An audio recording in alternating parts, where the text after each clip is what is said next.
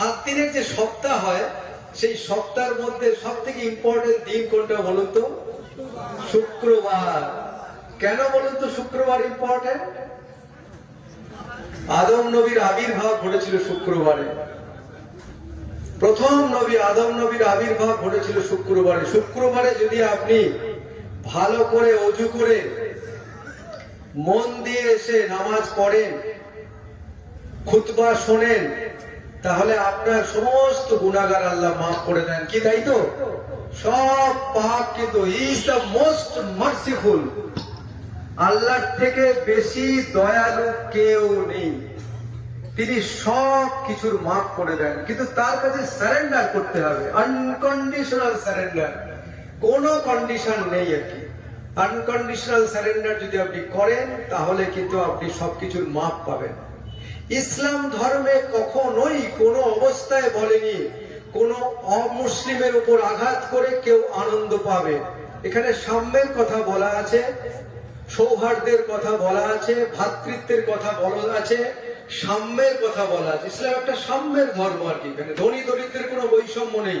কোথাও আছে উচ্চ নিচু আছে?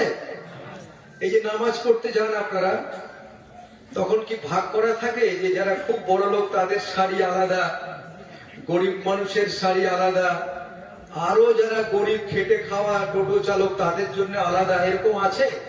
কোথাও নেই। তার মানে কি আছে? তার মানে যে ধনী দরিদ্র সকলেই ইসলামের চোখে সমান, কেউ উপর নিচে নেই, অল আর ইকুয়াল।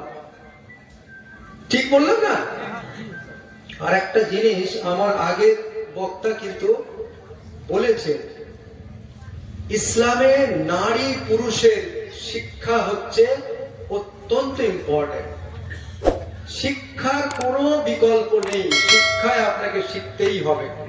ধর্মীয় শিক্ষাও যেমন শিখতে হবে এবং আধুনিক শিক্ষাও আপনাকে শিখতে হবে। নারী পুরুষের শিক্ষার কথা কিন্তু বলা আছে। আপনি ব্যাকে চলে যান তো, ইসলামের উৎপত্তি থেকে ব্যাকে চলে যান 1450 বছর আগে, যখন পৃথিবীর অন্যান্য অনেক ধর্মেই কিন্তু নারীর অবস্থান ছিল অনেক নিচে। সেখানে নারীকে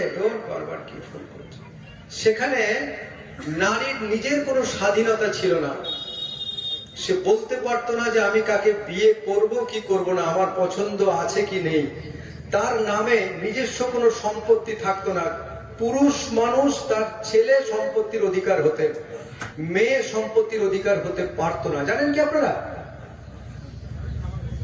কিন্তু ইসলাম বলছে যেখানে নারীর অধিকারকে স্বীকৃত দেওয়া হয়েছে, নারী শিক্ষাকে স্বীকৃত দেওয়া হয়েছে, এবং আপনারা জানেন যে নারী তার যে সম্পত্তি, সেই সম্পত্তির অধিকার এখন একদম আইন সিদ্ধ আছে। ইসলাম ধর্মে আছে তো? জানেন আপনারা নাকি না জেনে হ্যাঁ বলছেন?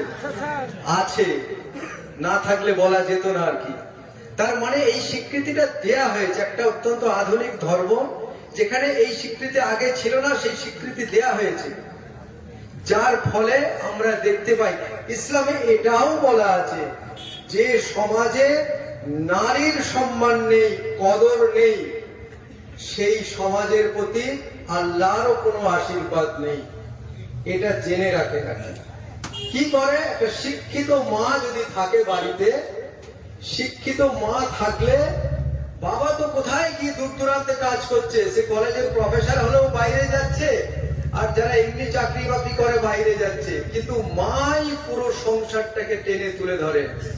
আপনি ভাবুন তো, আপনার মেয়ের কথা, ছেলের কথা, তার শিক্ষার জন্য আপনার অবদান যদি সামান্য কিছু টাকা পয়সা দেওয়ার বেশি আপনার অবদান নেই, অবদান আছে আপনার স্ত্রীর। স্ত্রী যদি শিক্ষায় শিক্ষিতা হন, তাহলে আপনার পুরো ফ্যামিলিটাকে তুলে নিয়ে আসতে পারবেন, তাই না? এখনো যখন আপনারা যখন নামাজ পড়তে যান তখন যাকাত দেন তো? কি জন্য দেন এটা?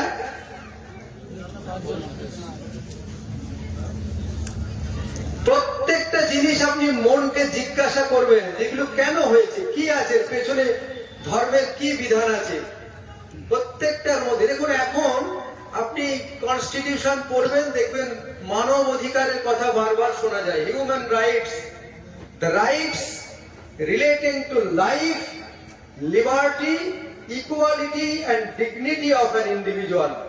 হিউম্যান রাইটস হচ্ছে মানুষের জীবনের অধিকার, যেটা এখন আপনি বলছেন এটা তো 1400 বছর 1450 বছর আগে সেখানে ইসলামের লাইন বাই লাইন নিহিত আছে কি নেই?